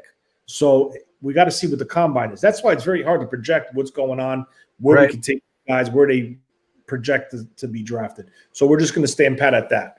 We're going to wrap this thing up. McKinnon finished at the Niners. Trent Coleman, Trent Taylor, yes. Coleman, yes. McKinnon, yes. And I'm going to add somebody else to that list that you guys aren't going to like. And I know I'm getting ahead of it. I won't like it. I don't think you guys are going to like it. I think Kyle Juszczyk is done as a 49er. We drafted a fullback for a reason. Okay, yeah. We didn't draft a fullback. We signed an undrafted free agent. Right. We didn't draft one. We didn't draft Hockett? No. Undrafted free agent from Fresno State. Oh, okay. All right. My apologies. No, you're cool. No, it's cool. It's cool. He was a priority undrafted. He was a priority undrafted free agent. Yeah. But the thing is, like with Hoykett, I mean, Hoykett was actually a tailback at Fresno State. So the running skills are there. But, to make those blocks and to it's very hard to replace a Kyle Juszczyk because he's such a student in the game from Harvard, another Harvard guy, very smart. And Kyle has been using him a lot more in the latter part of the season. The one positive thing, the contract we gave him previously, he made a boat ton of money for a fullback. Right. Number two, not a lot of teams use a fullback in this league. So I think he's comfortable in San Francisco. He made it to a Super Bowl with San Francisco. He sees what this team about. He sees how tight this locker room is. I think he's going to come back to San Francisco on a fair. He made it to and won a Super Bowl with the Ravens, and he left them. He left them because we paid him. Mike. We paid him, Mike. We got to a bidding war. Yeah, that's a good point. $5 contribution. Thank you very much. It's greatly appreciated. Happy New Year. If Saleh takes Ryans, who is the defensive coordinator? We touched on this earlier. Some of the names that we could talk about, Kosaric, potentially, but I think he sticks as a defensive line because he's an absolute freaking maniac. We talked about Dan Quinn. Dan Quinn was one mentioned. I even heard of Jeff Ulbrich potentially, who's currently the defensive coordinator for the Atlanta Falcons. Raheem Morris, who's allegedly the leader in the clubhouse to take over as defensive coordinator for the 49ers, which would be interesting because now if Raheem Morris doesn't get the head coaching job at Atlanta, will he take Ulbrich to be his linebackers coach to San Francisco while he's the defensive coordinator? It's going to be interesting. You got to watch a situation with San Diego, LA with Gus Bradley. With Gus Bradley, because Kyle originally wanted to go after him for his defensive coordinator, so that's an interesting situation. So again, Black Monday's coming up. Coaches are going to start being hired probably within a week's time. GMs are going to be hired, and we're going to have a show for you that's going to break down all the guys that potentially are going to be leaving and candidates to replace them. I know I said it earlier, but if you didn't see it, that's what we're going to do. I'm seeing Wade Phillips in the comments. I'm seeing Dante Whitner, and let me just say really quick. I think if Wade Phillips wanted to be a DC, he would be. I just don't think here is the right place. I see Gus Bradley in here. When it comes to Dante Whitner, I'm just going to say no. He's too emotional. Now, I'm saying that based off of what he says when he's doing interviews and on his show. Maybe he's turning up a little bit and being a little boisterous and extra because it's ratings. It's ratings based. But based off of what I've seen from Dante Whitner, he's too emotional to be a good defensive coordinator. Mm-hmm. That's just my opinion. So I would not touch Dante Whitner. Yeah, see, someone just put Gus Bradley. I mentioned him. Speaking, let's look at Shane Etzlick. There's no contribution, but I'm just going to pop your question up. Speaking with Broncos fans, and depending on the draft order, I heard they may take a quarterback. Thoughts on Drew Lock? Now, this could be a potential situation here. If the 49ers decide to retain Jimmy Garoppolo, I could see them potentially take a shot on someone like a Drew Lock who struggled in Denver. Potentially Sam Bradford. Guys that are on the back ends of their rookie deals that can be brought in at a fair price, but you can't overpay compensation-wise. That's my only thing about it. I think Drew Lock has a very live arm, great great throws. He needs a little work on his mechanics. He does know the system because Scangarello was previously the offensive coordinator there, so he kind of has some familiarity with it. So that's an interesting name. I don't think, though, they're going to trade him. No, he would make a good backup, or at least, someone to be a bridge if that's what they need. Going down the list here. But basically you have Rosen in that situation right now. We basically took a flyer on Rosen to see what he's going to do next year if we decide to. He's a restricted free agent. Yeah. But it won't cost much. So here is Melissa Rebel. Miss Melissa, special teams, do you guys think the fumbles get fixed next year? Well, it all depends on our return man. I think they will look to address the return position, whether it's kick or punt. I think there could potentially be a special team coach change because of the lack of production from our special teams. And I'm not talking about the kick. I'm talking about coverages, return setups. There's no creativity in my opinion, in Mike's opinion. So that's pretty much for that. Kyle Shanahan went out and unabated. No one baited him to this question. He just flat out said he is not happy with the production or lack thereof from the special teams. So I think that says something. I think that we're going to be looking to upgrade the special teams coach next year. Yeah. Here's a question by DJ Malone. Should we try to get Jeff Garcia to be the QB coach? Shane Day is horrible. Correct. I'm not a big fan of Shane Day. I thought he was going to come in here and try to help these guys, but I was wrong. He was a Mike Martz protege. He worked with him when he was here as the offensive coordinator in San Francisco, when Mike Martz was here under Mike Nolan.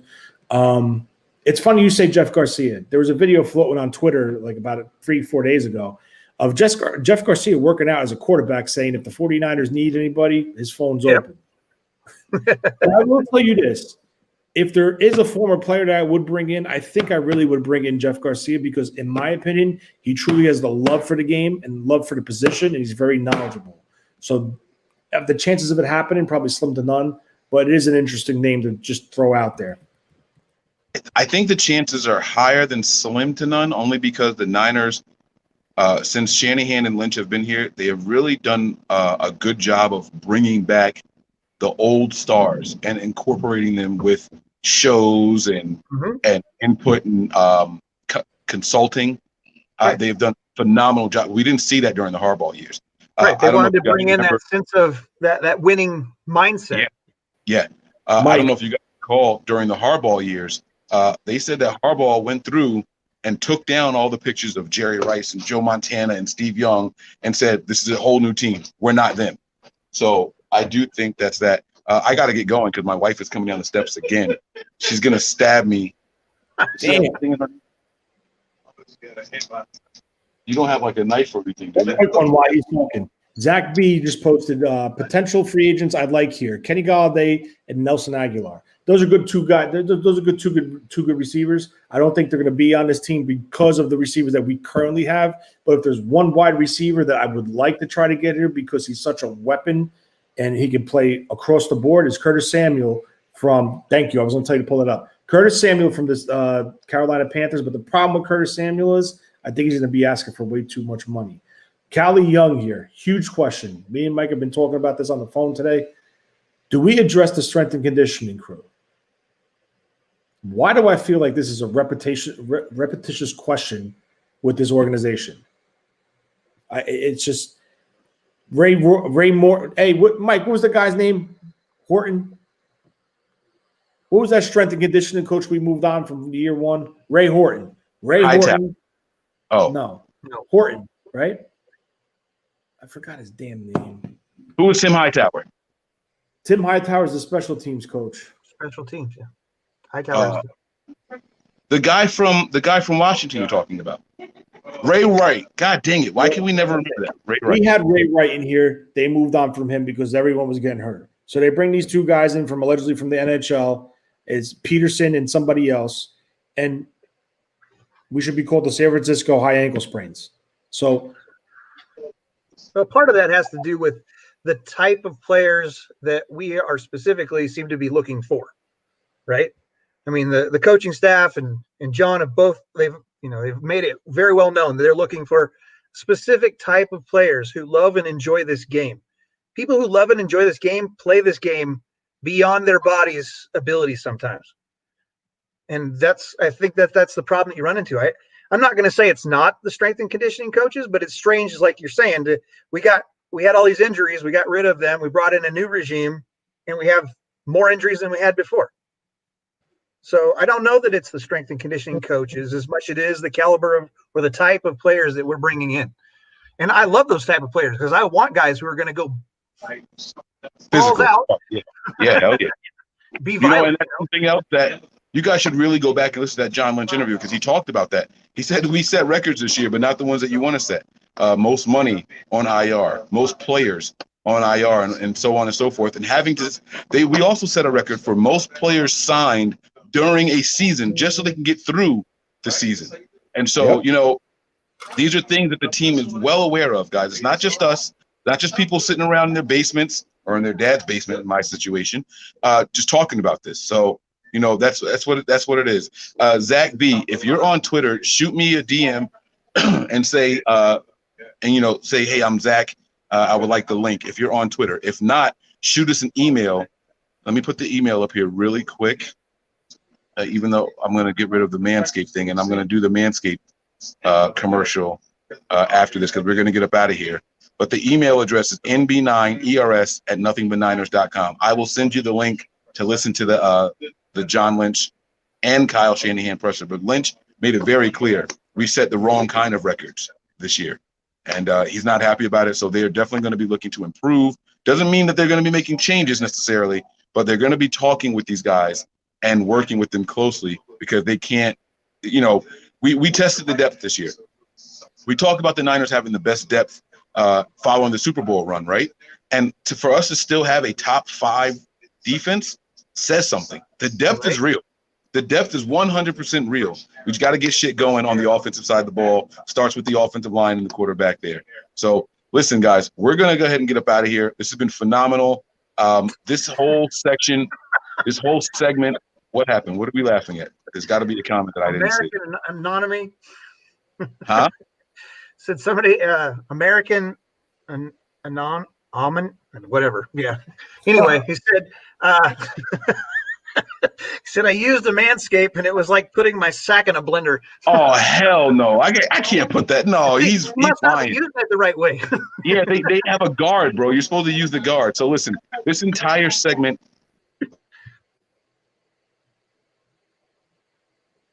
This entire segment was brought to you by Manscaped. This entire segment was brought to you guys by Manscaped. Here on the East Coast, we are 59 minutes and 27 seconds away from the ball dropping and it officially being a new year. So listen, guys, protect your balls as they drop, okay? We're getting older. We all know they get a little bit more hang time. I told you guys I had a phenomenal Manscaped commercial. Here it is. the ball is dropping, and as yours drop, they start to get a little bit more wrinkles in there, and you're scared. That's how they end up in the blender, okay? Using the wrong kind of razors. Use the Manscaped code NB9ERS. You're going to save 25% and get free shipping, courtesy of us here at Nothing But Niners. Go to Manscaped with the D, manscaped.com, promo code NB9ERS, and protect your balls as they drop, okay? Use the guard. You can get a nice, close, clean shave, no nicks, okay? No bleeding, all right? You know how, like, you cut yourself and it kind of itches later on and you realize, oh, damn, like I scratched my – and, you know, you realize you pulled the scab off, you start bleeding all over again. None of that happens if you use Manscaped. All right, so use the Manscaped product, guys, and use the code NB9ERS. Last commercial of the year for Manscaped, and I hope you guys enjoyed it. That's going to do it for us here at Nothing But Niners. Tony, I thank you for jumping on. I know it's getting late over there. Brian, you got a couple more hours, man. Good luck to you. Happy New Year, everybody. All right, we love you guys. Keep your alerts set. Keep them set. I promise. Absolutely. It's going to be very interesting. Final thoughts on 2020, guys. Let's go ahead and break it down. Let's get up out of here. Final thoughts? I hope this wasn't the trailer to 2021. That's what I'm hoping. Yeah, I agree 100%. 2021 is 2020 is it's done. Thank God. I'm really looking forward to 2021, and hopefully, hope to God it's just more positive things for everybody, not just me, you, or anybody else, for the whole world. From top to bottom, it doesn't matter who you are, what you believe in, what color you are. It's just got to be positive, straight across the board. And like I said before, keep your alerts set. It's not going to be just be free agent signings and drafts. It's going to be coaching moves, front office moves, because it's going to be busy. And a lot of teams are looking to pluck people from our team. So just be ready. You know, I'm surprised we didn't get any questions about whether or not Kyle Shanahan was overrated because of his win-loss record as a 49ers head coach. I'm surprised we didn't get that. But let me tell you guys. I don't think you can say that anyway. Yeah, I was going to say the answer would be no anyway, like 100% no. Kyle Shanahan is doing the best that he can. I don't know how many coaches have won games with 3 different quarterbacks in one season. Kyle Shanahan did that this year. He did that this year with quarterbacks who probably wouldn't even be backups on other teams. Now, that remains to be seen. We'll see what the future holds for Beathard and Mullens or even Jimmy Garoppolo. I'm just saying Kyle Shanahan deserves a little bit more credit than what he's been given. What'd you say? We're at 15, right? Is what you guys are saying for our picks. So there's 14 teams. Right. Currently, there are 14 teams that have done worse than we have this season, with potentially more starting caliber talent on their rosters. So you can't take that away from Kyle. I mean, like him or not, I mean, he's put the team where it's at. And, you know, he's had to deal with a lot of adversity with the, you know, injuries and stuff that he's had, you know, through the seasons since he's been here.